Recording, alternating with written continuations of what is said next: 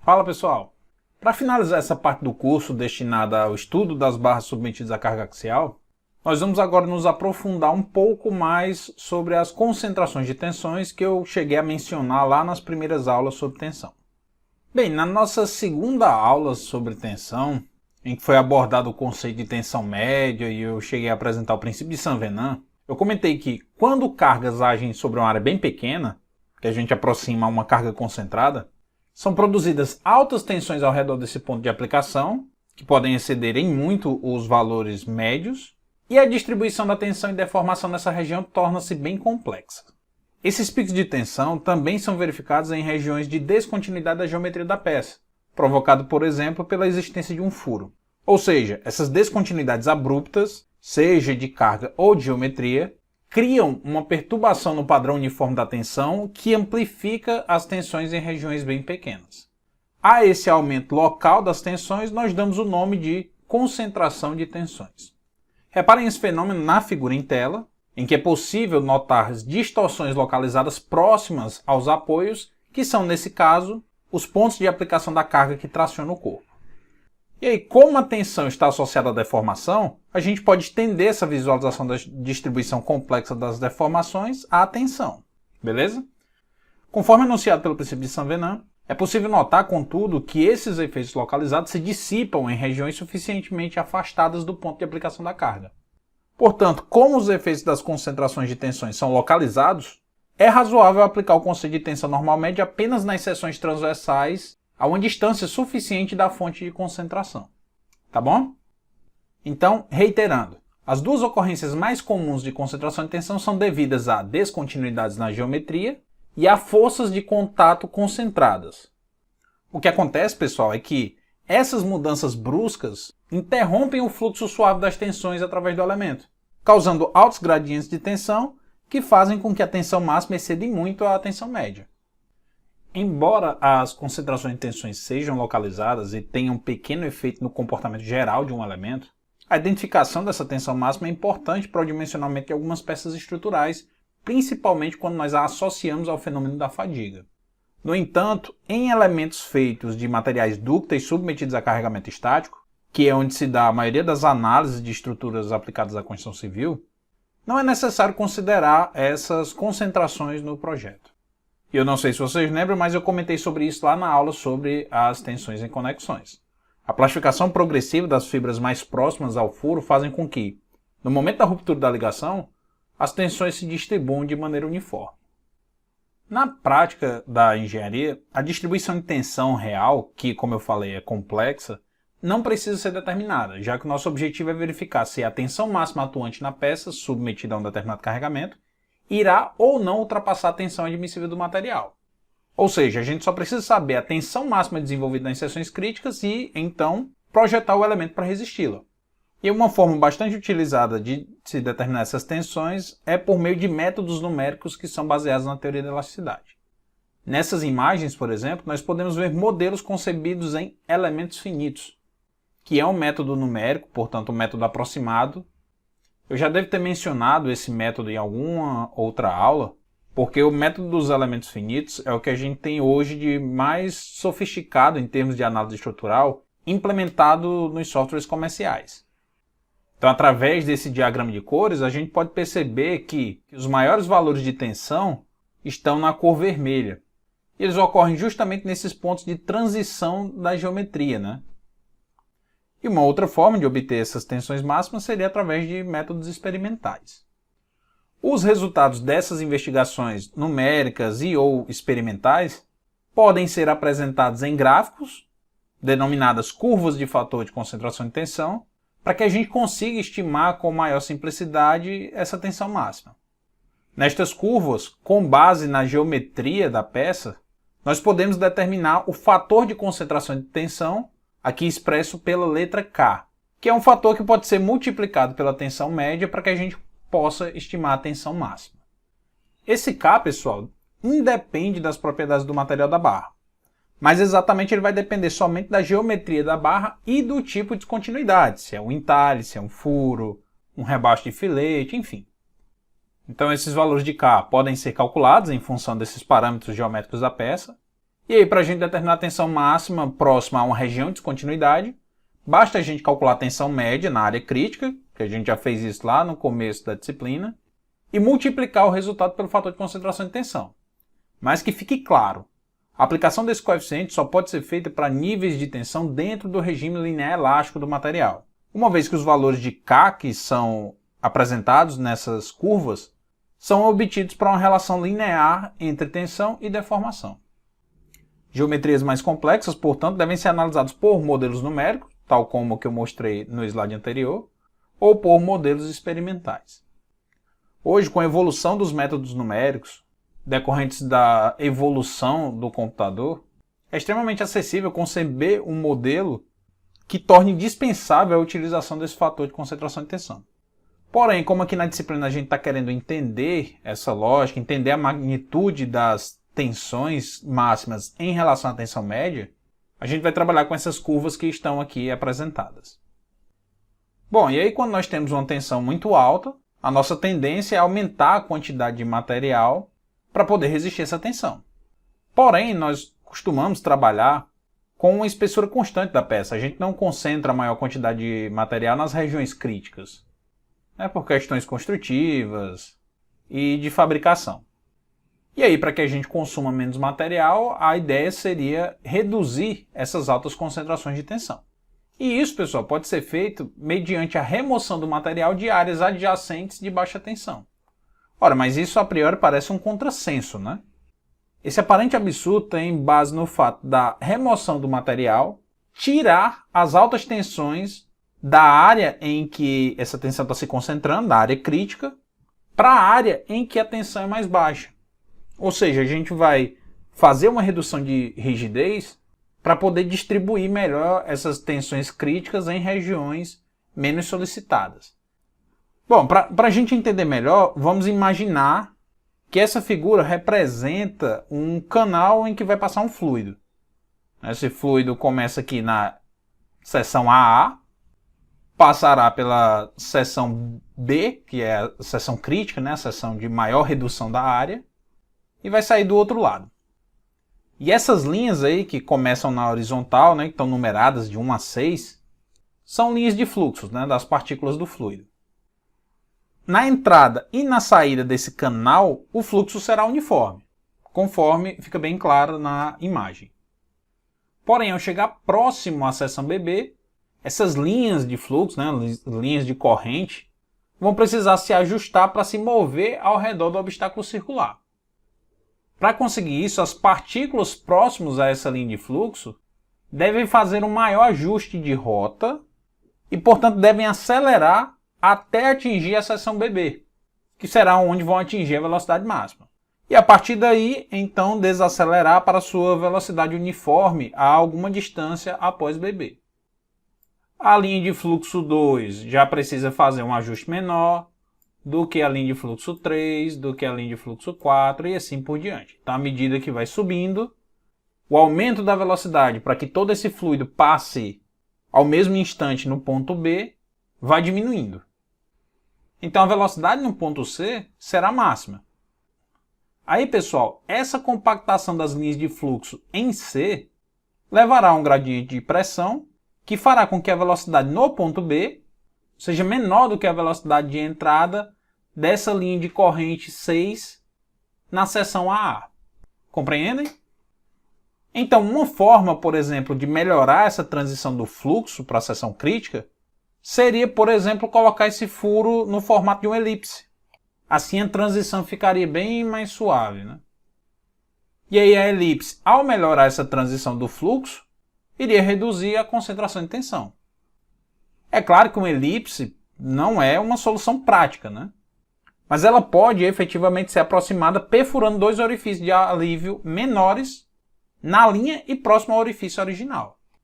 Então essa linha de tensão teria que mudar a rota, mas essa mudança não seria tão brusca devido à existência desse furo menor próximo ao furo maior. Compreenderam? E aí, dentro dessas linhas, diversas soluções podem ser utilizadas para minimizar essas concentrações de tensões. E todas essas soluções são baseadas na ideia de suavizar essa transição da seção. Então, por exemplo, se a gente tem aqui um canto vivo, a mudança será mais brusca do fluxo da tensão do que se nós tivermos um canto arredondado. Beleza? Bom, então agora vamos resolver um exemplo sobre a utilização do fator de concentração de tensão na estimativa da tensão máxima desenvolvida em um elemento. Nesse caso, nós temos uma chapa de bronze, cuja tensão máxima suportada é de 200 MPa, que tem um orifício de diâmetro igual a 1,8 cm e um filete de rebaixo cujo raio é igual a 0,5 cm. A chapa possui uma espessura de 1 cm e sua largura maior tem 9 cm e a menor 6 cm. E aí, a partir desses dados e considerando o fator de segurança igual a 2,8, pede-se para determinar a máxima força que poderá ser aplicada nessa peça sem provocar sua ruptura. E nesse exemplo, pessoal, nós temos dois pontos de concentração de tensão: a região do furo e a região com o filete. Então nós deveremos calcular a tensão máxima nessas duas regiões e a partir destas a gente consegue calcular a máxima força que pode ser aplicada. Beleza? Então vamos lá, vamos começar analisando a região com furo. A tensão máxima ou a tensão admissível na qual a peça poderá estar sendo submetida tem que ser ponderada pelo fator de segurança. Ou seja, nós pegaremos a tensão última, né, que é de 200 MPa, foi colocado no enunciado, e dividiremos pelo fator de segurança de 2,8. Então essa peça poderá estar submetida a uma tensão de no máximo 71,43 MPa. Beleza? Então nós não precisaremos aplicar o fator de concentração de tensão para poder estimar essa tensão máxima. Porém, nós não temos uma expressão que descreva a tensão máxima em função da carga, né? Nós sabemos, porém, que a tensão máxima pode ser obtida multiplicando a tensão média pelo fator de concentração de tensão. E a tensão média é obtida a partir da força, né? A tensão média é força sobre área. Portanto, a tensão média será igual à tensão máxima dividido pelo fator de concentração de tensão. E esse fator de concentração de tensão pode ser obtido através de uma curva de fator de concentração de tensão que eu mostrei anteriormente. Então, para uma peça com um orifício circular, o fator de concentração de tensão pode ser obtido a partir da relação entre o raio do orifício e a espessura da peça na região onde tem o furo. No nosso caso, o orifício tem um diâmetro de 1,8 cm, então o raio é 1,8 dividido por 2. E esse valor nós vamos dividir pela largura da peça, que é igual a 9 cm. Então, fazendo 1,8 dividido por 2 dividido por 9 dá 0,1, que está aqui marcado. Agora nós vamos subir uma linha no 0,1 até tocar a curva com o fator de concentração de tensão. E ao fazermos isso, a gente puxa no eixo das ordenadas para obter um valor aproximado do K. Bom, nós temos aqui entre o 2,6 e o 2,8 4 quadradinhos, então significa que 2 quadrados é o 2,7. Como está no meio entre 2,6 e 2,7, nós vamos considerar um valor para o K igual a 2,65. Beleza? Então, de posse do fator de concentração de tensão e da tensão máxima na qual a peça pode estar sendo submetida, nós temos como encontrar a tensão média admissível. Fazendo essa razão, nós teremos uma tensão média admissível de 26,95 MPa. Agora a gente só precisa calcular a tensão normal média na seção com furo, que será igual à área da seção transversal menos a área reduzida pelo furo. É o mesmo cálculo, pessoal, da tensão média que a gente utilizava lá no capítulo de tensões em conexões, em que a gente fazia a área da seção bruta menos a área da projeção retangular do furo. Então nós vamos fazer tensão média força sobre área, a área da seção bruta é T vezes W, e a área da seção com furos, né, ou seja, a área da projeção retangular do furo, é o diâmetro vezes a espessura da chapa. Portanto, a força máxima será igual à espessura vezes a largura menos o diâmetro vezes a tensão média que foi obtida anteriormente. E aí eu vou entrar com os dados em milímetros e em newton por milímetro quadrado, né, que é o MPa. E nós temos a peça aí 1 cm de espessura, que é equivalente a 10 milímetros, vezes 90 milímetros de largura, menos 18 milímetros, que é o diâmetro, vezes o 26,95 newton por milímetro quadrado, que é a tensão média admissível. Isso nos dá uma força máxima de 19,41 kN. Então, se na peça só tivesse o furo, essa era a máxima força que o elemento poderia estar sendo submetido. Porém, nós temos aquele rebaixo de filete, que também promove uma concentração de tensão. E aí nós teremos que obter a força máxima que essa região crítica, essa segunda região crítica, suporta. A tensão máxima é a mesma, né? O mesmo material nessa região. Então, permanece sendo os 200 MPa dividido pelo fator de segurança, isso nos dá a tensão máxima.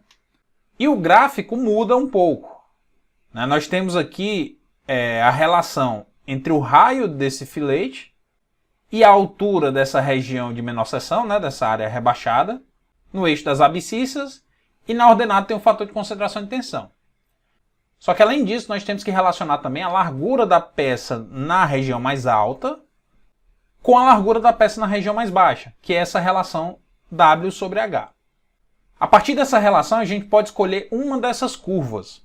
E a gente ignora as demais, calcula a reação R sobre H e a partir daí estima o valor de K. Enfim, primeiro vamos saber qual curva a gente vai trabalhar, né? Então, fazendo a relação da maior largura da peça com a menor, isto é, fazendo a relação W sobre H, nós temos 9 centímetros dividido por 6 centímetros, o que dá igual a 1,5. E aí nós temos várias curvas. E se não der nenhuma dessas curvas? Pega a que for dar o maior valor de K. Ou seja, faz uma estimativa conservadora, não precisa nem fazer interpolação, pode até tentar, mas na lógica é escolher uma curva a favor da segurança. Então, nesse caso, nós vamos escolher a curva cuja relação W sobre H é igual a 1,5, que será essa curva que eu realcei aí na imagem. Escolhida a curva, a gente vai fazer a relação R sobre H e proceder da mesma maneira que no caso anterior. Então, o raio desse filete aqui é igual a 0,5, dividido por H, que é essa menor espessura igual a 6, dá 0,08. O 0,1 está nesse ponto. Então, o 0,08 está um pouquinho antes. Então, vou puxar aqui de maneira bem aproximada, até tocar a curva cuja relação W sobre H é igual a 1,5. Chegou nesse ponto, eu projeto nas ordenadas e obtenho um valor de K igual a 2,4. É claro, pessoal, a gente está usando o gráfico, então é óbvio que isso aqui é aproximado. Se nós quiséssemos uma precisão maior, aí nós teríamos que utilizar a equação que dá origem a essas curvas, né? Só que, é claro, o gráfico é bem mais rápido e para a nossa proposta aqui é suficiente. E aí um detalhe, um K de 2,4 significa o quê? Significa que a tensão máxima desenvolvida nessa região é 2,4 vezes maior do que a tensão média, ou seja, do que o força sobre área. Então esse fator de concentração de tensão nos diz quantas vezes maior será a tensão máxima em relação à tensão média. A tensão média a gente sabe calcular, força sobre área, e a tensão máxima a gente não sabe, porque a distribuição é complexa, não dá para fazer só um força sobre área, né? E aí a gente usa essas curvas que são baseadas em modelos numéricos ou experimentais. Enfim, então de posse do K, a gente consegue encontrar a tensão média admissível, que para esse caso é igual a 29,76 MPa. E a gente sabe que tensão média é força sobre área. A área nesse caso é a área crítica, ou seja, essa área de menor seção, que será calculada, portanto, multiplicando H, que é a largura da peça nessa região, vezes T, que é a espessura. Portanto, a força máxima será H vezes T, vezes a tensão média. E aí, substituindo os valores, né, de H, que é essa largurazinha, igual a 6 centímetros, né, que eu estou usando em milímetros, fica 60 milímetros. Vezes 10, que é a espessura, 10 milímetros, né, que é o equivalente a 1 centímetro. Vezes a tensão, que está em Newton por milímetro quadrado, que é o mesmo que MPa. Isso vai nos dar uma tensão máxima de 17,86 kN. Né? O resultado dessa multiplicação, vocês já sabem, sai em Newton, divide por 1000 já para expressar em kN. E aí observem, pessoal. No nosso primeiro caso, que nós avaliamos a região com furo, uma força de 19,41 kN vai produzir uma tensão máxima de 71,43, que é a nossa tensão limite. Para a região com o filete de rebaixo, porém, uma força de 17,86 já faz com que a tensão chegue ao seu valor limite. Portanto, a máxima força que essa peça inteira, né, que tem o furo e tem o filete de rebaixo, pode estar submetido é igual a 17,86. Entendido, pessoal? Bom, pessoal, então é isso. Na próxima aula nós iremos começar a estudar os elementos submetidos à torção. Beleza? Espero que vocês tenham entendido bem e até a próxima aula.